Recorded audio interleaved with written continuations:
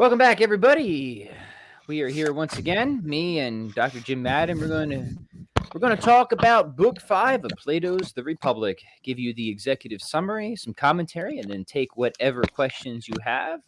I said Book 5, but of course we mean Scroll 5 because we're Scroll 5 school right. here. Old school. So yeah, welcome, friends. This is when stuff gets weird. Talking about the Republic, yeah. Hold on, it's going to get real now. Yeah, right? It's going to get real.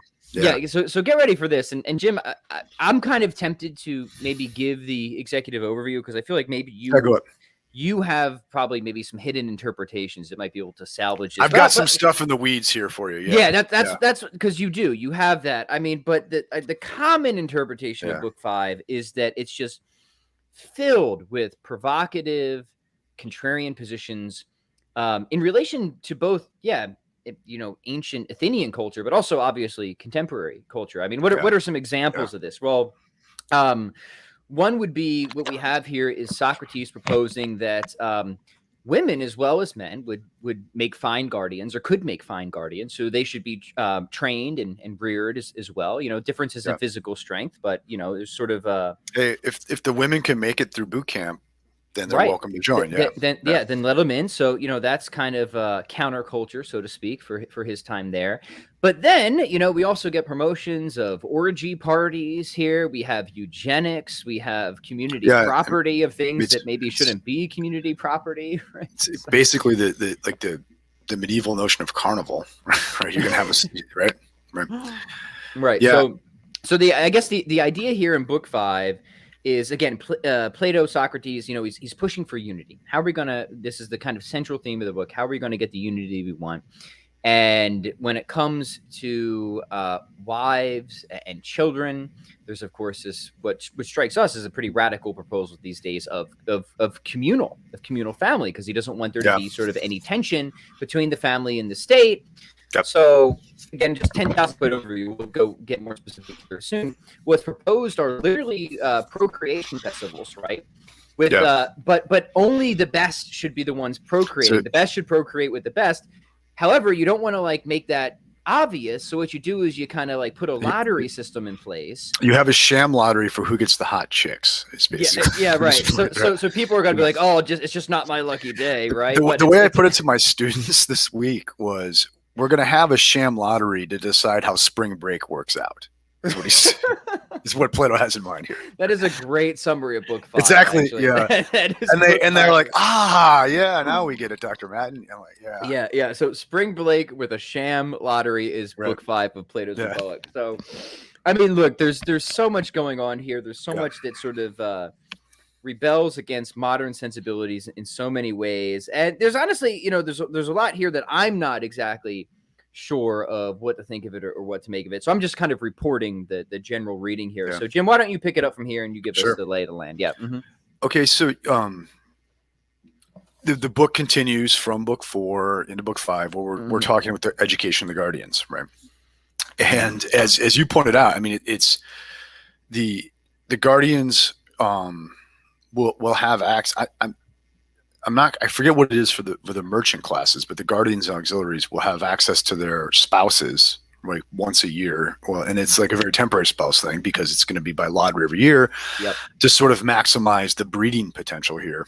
Yeah. Okay. Mm-hmm. Even though it's important to know for Socrates in the Republic, even if both your parents are auxiliaries or guardians, it does not guarantee you a place in that class. You will still be tested when you were young and will be determined. Yeah, it's still a meritocracy. I think that's important. It's like, I think in contemporary America, what we think of as aristocracy is actually what Plato would have called oligarchy, right? Which is simply rule by wealth. By aristocracy, what they mean is rule by the people most capable of real whoop ass, right? Really by the best. By the best, yeah. Okay.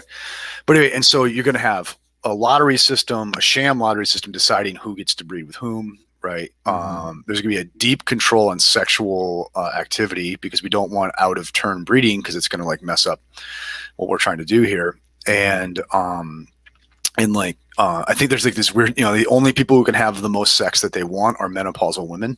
That's right. Yeah. Yeah. Okay. But if they do have a child under those circumstances, the child has to be killed. Okay. Yeah. It cannot thrust itself out of the woods. The language used is pretty gruesome, right? Like, if this thing somehow does manage to thrust itself into the world, then we'll take care of that, right? Yeah.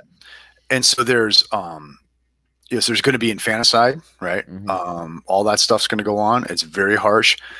You will never have met your children. Okay. Yeah. They will try to make it so that no mother actually nurses her baby because they don't want the connection, right? It's inevitable that you will recognize that as your kid. Okay. Right. And you won't want to be separated from it. That's another thing that they recognize, right? And as a mother isn't going to want to be separated from their kids. And this is obviously we'll get to it, but this is, Glaucon, like, at some point says, like, this sounds ridiculous. Dude. Is this even possible at all? Right. Yeah, no. And actually that's gonna be a very important moment in this. And I love that you pointed out the point about the family. Like, we cannot have bond to the family getting in the way of bond to the whole.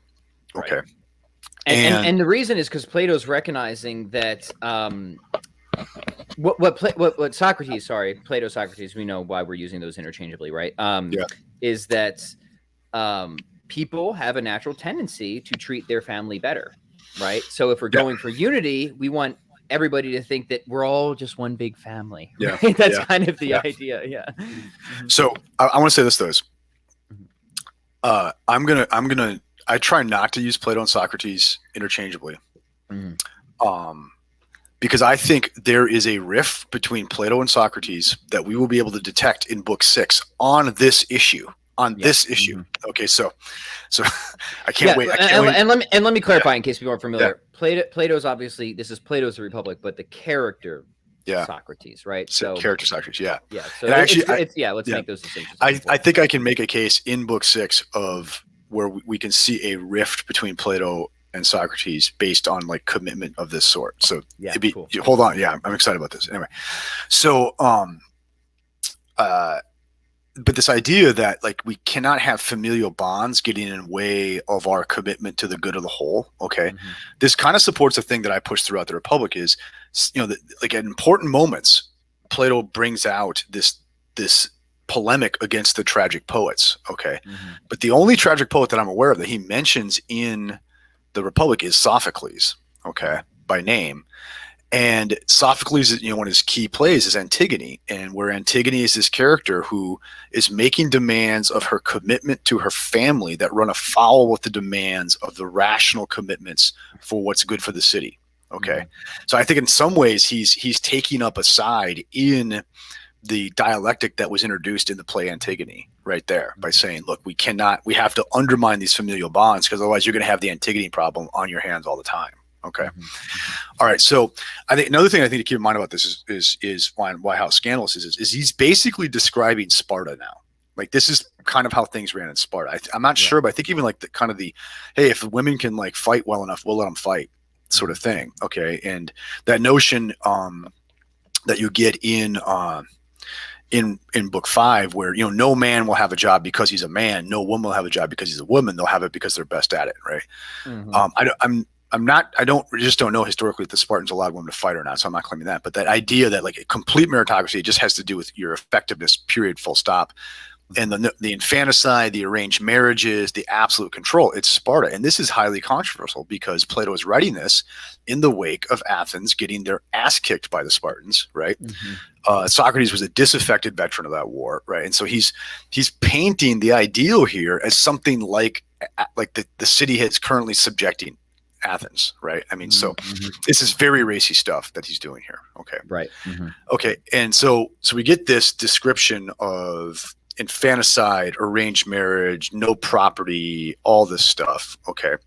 And then Glaucon raises this question. He says, well, I'm not in. This doesn't sound good, right? This just doesn't sound like the ideal to me. Right. Okay? And it doesn't even sound possible. It doesn't even sound possible. Okay. And so I just wanted in terms of like 30,000 foot view, right? You get, that's great. So you get this discussion, this long discussion of just like almost comically sorted details of what the city is going to be like.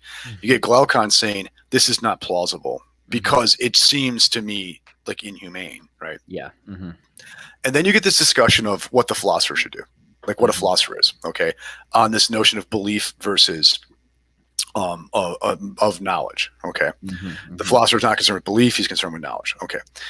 I want to kind of try to like weave all that into a tapestry. Okay, so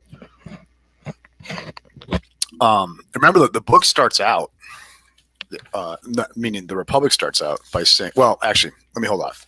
I won't do that one till we do the cave in the next chapter. But so here's how I did this with my students: is I say, okay, so does this really look to you like what justice should look like in the city, right? And they're all like, no, we don't think the city should get to kill our children, right? Okay, you know what I mean? They shouldn't tell me, okay. Because they basically, they rightly will say, yeah, it does not seem like a just city is run even for the sake of the good by a totalitarian dictatorship, right? Okay, but then I say, but does because they can already see the analogy of what he's going to say justice in the soul is, right? And I'll say, does this kind of look like what justice in the soul should look like to you? And the students are usually, yeah, it does seem about right there. And I said, yeah, so it does seem that the ideal in your personal life would be to run yourself like a totalitarian dictatorship, right? Where the best part of you told the spirited part of you what the appetitive part of you should do for the sake of the whole, right? Yeah. Okay, so it does seem like he's getting it to, like, he's hitting justice in the individual here, but he's missing it in the city. Yeah. Okay. All right. Now, he gets this reply. Okay, so keep that in your back pocket. Glaucon raises his question. He says, look, this doesn't seem great. I wouldn't want to do this. It's not possible. No one's going to agree to this and stuff like that. And Socrates' reply in the dialogue is, well, let's say I could, someone paints you a painting of the ideal man. Okay. And says, yeah, but no one could be that beautiful. No one could be that great. That doesn't mean it's not the ideal. Okay. It doesn't mean there is no ideal, and it doesn't mean it's not the ideal. Okay. All right.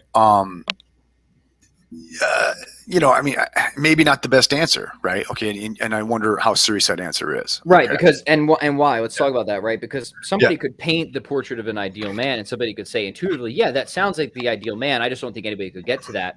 But the problem with the city is Socrates has painted a portrait of an ideal city that people are just going to say, no, that doesn't even look like an ideal. Doesn't even look like the ideal. Doesn't even look. Forget about that. It's even possible. It doesn't even look ideal, right? Yeah. Okay, so now we then get this discussion of the philosopher and how what the philosopher wants is knowledge and not belief. Okay. So what is belief? All right.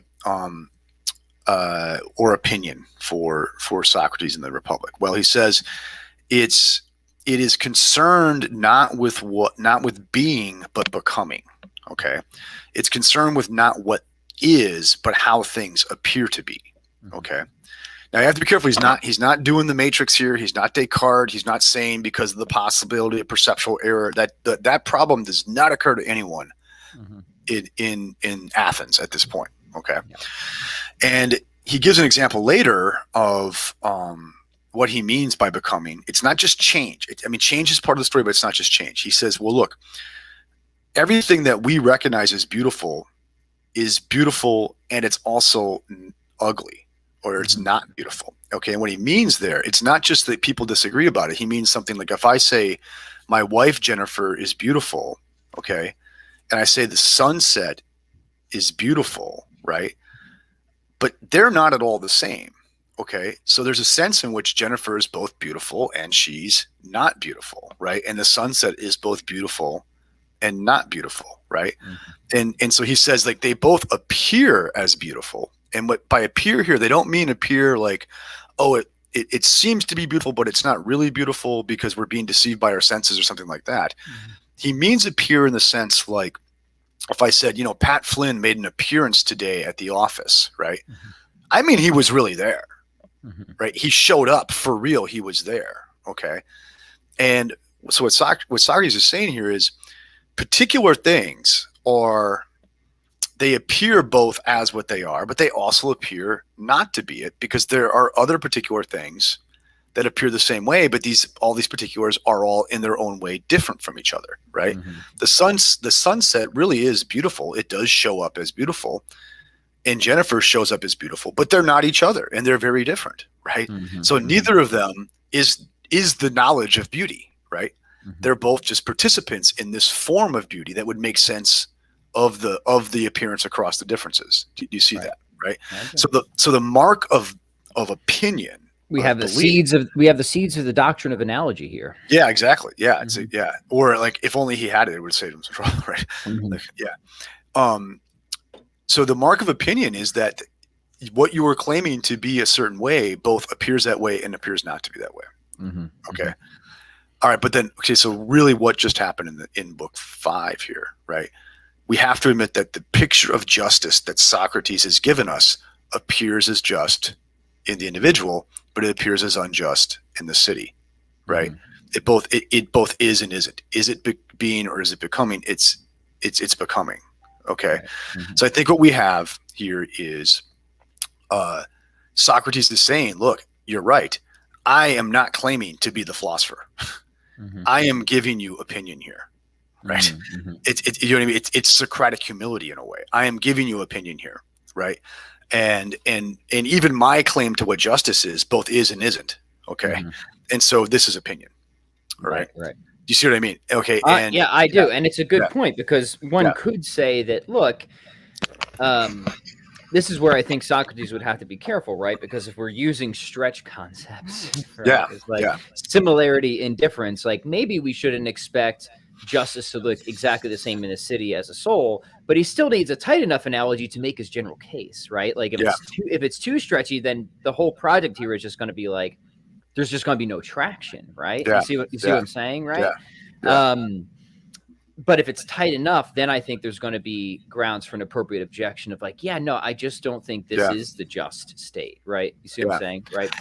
And so I think the fact that he's implicitly showing us that what he's expressing in this very dialogue is not knowledge but opinion, right? Has got to change what we think is going on in this book. Yeah. Okay. You know what I mean? Right. He knows he cannot demonstrate anything, right? By his own position, right? All he can do is get us to recollect something. Okay. And if it just came out full stop, aha, I have found what justice is unproblematically, and I'm going to give you a definition of it, right?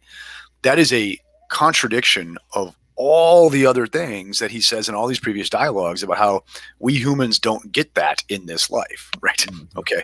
Do you see that? Right. And this will play into how the allegory of the cave unfolds in book 6, right?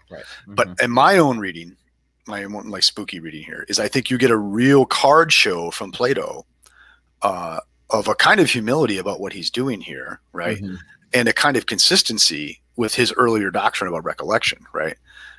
Because if he's right in those earlier doctrines, he should not be able to say, and yes, here is the definition of justice unproblematically. Right. Right. Yeah, that's really good. I like that a lot. And yeah, it's one of those things, just a few quick thoughts. Like one can see, like what is he going for here? He's looking for proper ordering. He's looking for unity, right? And he's identified certain aspects that, you know, either could or do cause disunity, family bonds, people playing favorites, stuff like that. So like, it's not totally unreasonable why he would think like, if we could like do something about that, maybe we'd be able to have greater unity. But of course the pushback, our natural pushback is like, look, I mean, you're not going to get justice through injustice, right? That's sort of just a basic principle of moral reasoning, right? And if it's unjust to, you know, kill babies, which I think it is, like, we got a big problem here.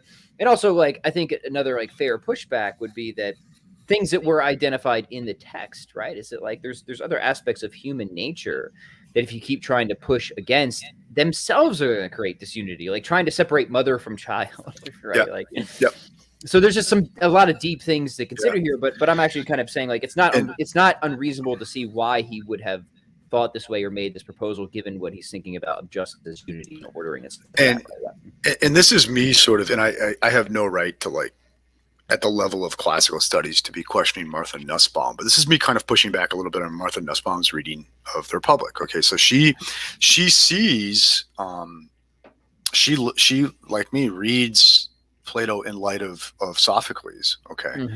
And if I understand what she's up to, she's basically, you have this dialectic between Antigone and Creon. Antigone is the family bond, right? The womanly family bond. And Creon is like the masculine bond to the city and the laws of reason that tell us how the city must operate. Right.